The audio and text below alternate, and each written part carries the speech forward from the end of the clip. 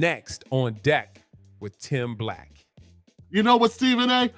I detest Jason Whitlock's politics for the most part, but he's a better man than you. Yeah, he may be a fat bastard, but he's not a lying piece of shit.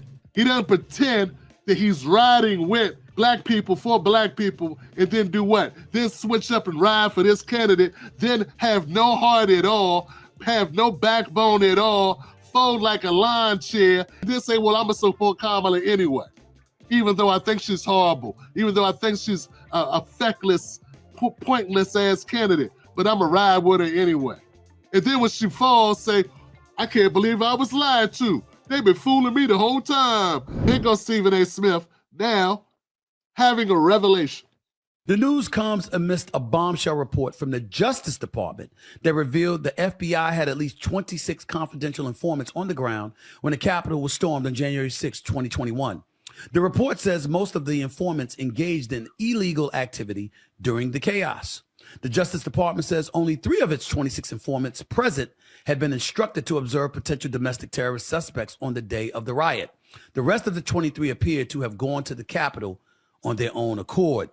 Upon hearing news of the report, Vice President-elect J.D. Vance posted the following on X, quote, "For those keeping score at home, this was labeled a dangerous conspiracy theory months ago," end quote. Didn't hear anything about that for the election. Didn't hear anything about that when the quote-unquote insurrection was broached by Vice President Kamala Harris as the Democratic nominee. The belief that Donald Trump was a danger to democracy and using this as a profound, illuminating bullet point to make that case. And now here we are yet again finding even more evidence to Donald Trump's claims when he articulated that the process is rigged. My big issue is that I'm really, really sick and tired of every time I turn around finding something else that the Democrats have lied about or downplayed or misrepresented along the way. I mean, I see Republicans like Megyn Kelly or Officer Tatum or Candace Owens or, you know, the Sean Hannitys of the world. You know what I'm getting tired of? You know what I'm getting to the Democratic Party? You know what I'm getting really pissed off about? I'm getting really ticked off at every time they open their mouth about something pertaining to y'all, they seem right to make the case that the right had a monopoly on insidious, evil tendencies, corrupt tendencies, duplicitous, hypocritical, untruthful tendencies. And every time they made those accusations, we turn around and find out that at least some of them are guilty of the same shit. I don't know about y'all, but I'm sick of all of it. Trump wins the election. We all know that. Yeah. He was in the White House this week, right? Joe Biden literally was like, welcome back, right? Home, baby. Okay. Home, baby. And home, baby. And even in, the Vice President Kamala Harris's concession speech, she talked about how, she's there to help the next administration, peaceful transfer of power, all of that good stuff. Yeah. So I observed those two things. I observed not just the White House, but then the speech that President Biden gave and the speech the Vice President Kamala Harris gave. And so I asked a simple question. The question I asked was, well, what happened to all the threat of democracy talk? What happened to the talk of him being a fascist? Mm-hmm. I literally am speaking about those two people in particular. Mm-hmm. That's why I say you would think in those speeches that they gave that they would have said, hey, y'all left up America. Things are about to be a bumpy ride for y'all. Okay, so in the first clip we had Stephen A. Smith saying, oh my God, here goes my realization. I realized that the Democratic Party's not everything that they claim that they are. They've been doing a lot of BS, shenanigans, and oh my God, I have come to my senses. Democrats are full of shit. And then, of course, Charlamagne the God with similar rhetoric. Oh my God, why the Democrats told me this, they told me that. It doesn't appear to be true. Boo-hoo. But it was none of that. So it was really just boxing. What do you mean? They just were promoting a fight. You know how I when the don't fighters know. talk crazy shit to each other, the second the fight is over, they're hugging each other, kissing each other, taking selfies. Well, that's the question I asked. Did they really believe those things? And when I say they, I'm talking about Vice President Kamala Harris and President Biden, because people always take clips and cut them up, Of course. right, and take them out of context. Because I'm speaking in particular about those two individuals and the two speeches they gave. That's why if you listen to the clip. If you listen to it in its full context, I say you would think in their speeches they would have mentioned something about him being a threat to democracy in America. Y'all effed up, whatever. Go. Now, I think you showed some support to the new administration. You were like, hey, we got to. It's support to America. Yeah. Okay, guys. Now, here we go, folks. And this is the point I'm trying to make. Both Stephen A. Smith and Charlamagne the God think everyone is stupid. And they only write about half of everyone. Half of America is very stupid. It's but not all of America is. You can fool some of the people some of the time, but not all of the people any of the time. And here's the deal, man. Both of them are playing the same old game. And it's lame.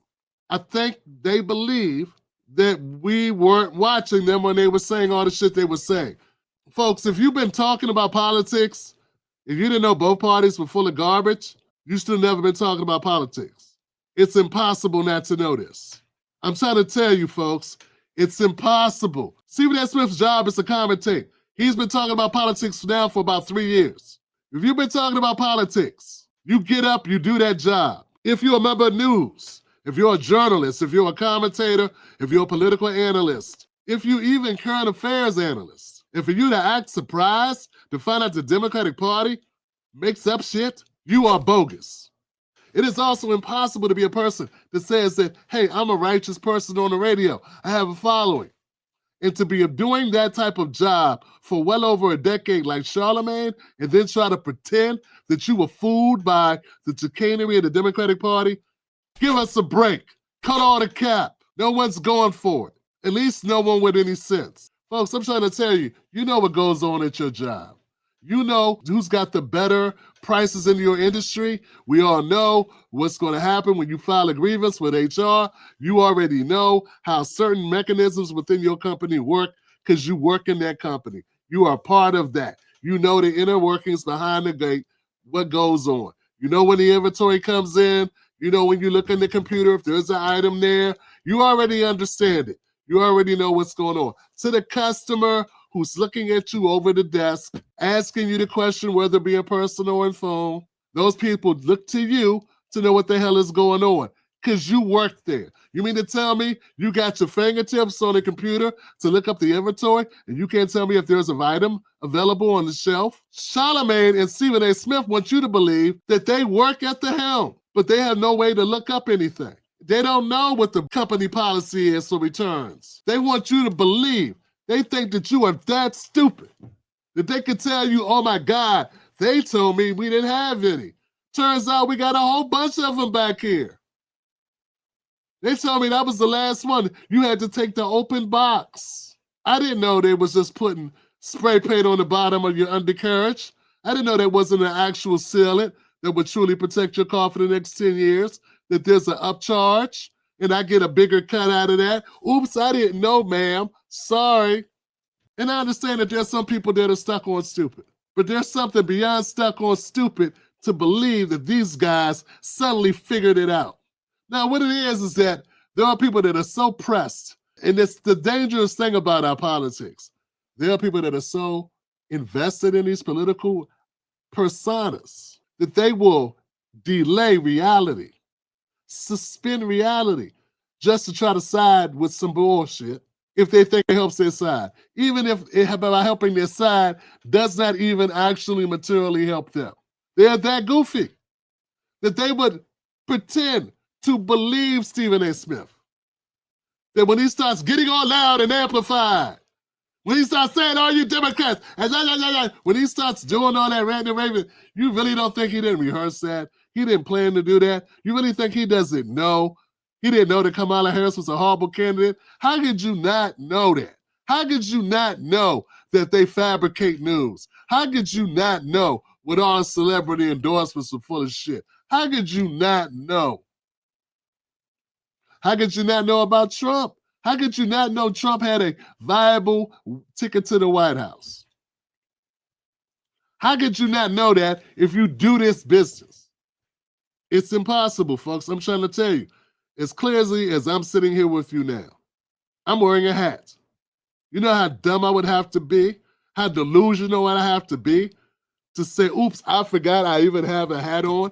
I'm on camera. I can see myself here, and I tell you, oh, I didn't realize I was wearing that hat.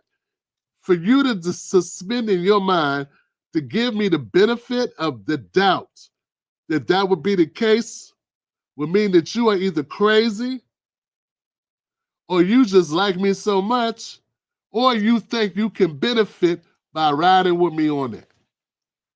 That we'll all have a big laugh at the end of the day. And that's the way I see Charlamagne the God, his supporters, that's the way or his fans, and the same thing with Stephen A. Smith. Because there is no way that these people are honest. They're just not. They're all playing a game. The game is to pretend that the rug was pulled up under you. I rode with you as far as I could ride with you, Kamala Harris. Both of them rode with Kamala Harris.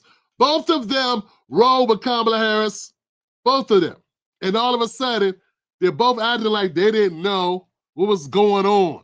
You didn't know there was more than 9/16 or, January 6th? You act like you didn't know? How could you not know there was more to it? It was just everywhere. You know how far in the bubble you'd have to be to tell me, Stephen A. Smith, you didn't know that there exists other footage that showed some people walking into the Capitol, escorted? How delusional would you have to be to believe that there were no FBI present? You mean at the Capitol you thought there were no FBI? There were FBI at BLM marches, doofus. And that's not at the Capitol. How you going to know there's marches that the FBI has infiltrated marches at BLM protests and not believe that there's FBI infiltrating marches at the United States Capitol of the... Like, how could you be that dumb? And if you are a person, here's the kicker, guys. And we ain't got to stay here all day, but I got to make sure people understand. If Charlamagne the God and Stephen A. Smith are truly that stupid, they should never be listened to again, because there is a level of competency that's necessary if you're going to be talking to people.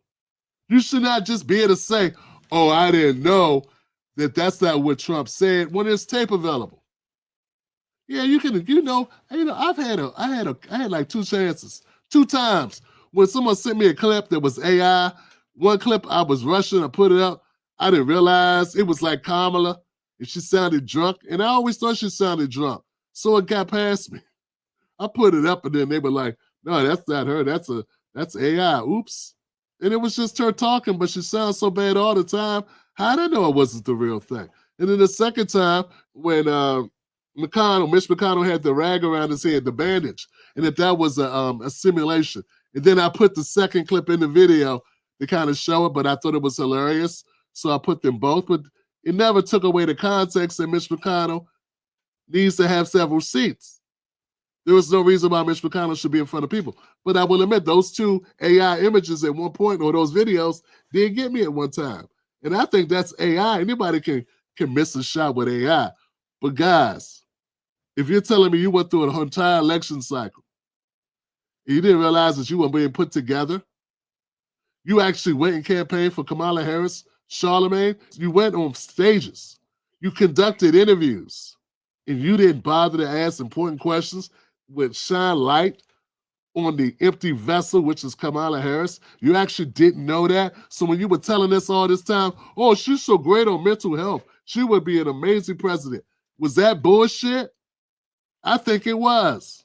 I think you knew all along what we were dealing with, and we dodged the bullet. And now that there's a new sheriff in town, you want to make sure that you get on the right side of the sheriff because you would like to still get money. And that's the same way Charlamagne, and that's the same thing Stephen A. Smith is doing. He just wants to be on the right side to make sure he can put his hand out and get some money and not have any problems and not face any blowback for riding so closely and so hardly for Kamala Harris and the Democratic Party. There is a solution for this where you don't have to worry about if you rose so hard for a particular party and now they're out of power and you are worried about your position or you're worried about retaliation, I have a solution for you. It's controversial, but it's also priceless, and I'm going to give it to you for free. Here it is. Stop being a sellout. Yeah, stop picking up money from political parties and stop trying to game the system by lying to people about these shit parties. Instead, stand on something to be a grown-up. Stand on something to be an upstanding man. Stand on something to be a real black man that's about your community instead of about your fucking bank account. How about you do that? Then you don't have to worry when one party's out and one party's in. Now you got to tap dance and regroup and move over to the other side because you were on neither side to begin with. You were on the side of the people. Both of you pieces of shit could have chose to be on the side of righteousness, the side of justice, the side of the truth, and roll for your audiences.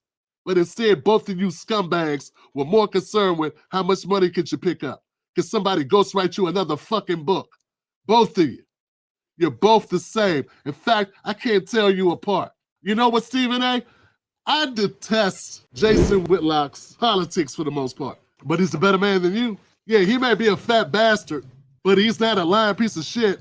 He doesn't pretend that he's riding with black people for black people and then do what? Then switch up and ride for this candidate, then have no heart at all, have no backbone at all, fold like a lawn chair, then say, well, I'm going to support Kamala anyway, even though I think she's horrible, even though I think she's a feckless, pointless-ass candidate, but I'm going to ride with her anyway.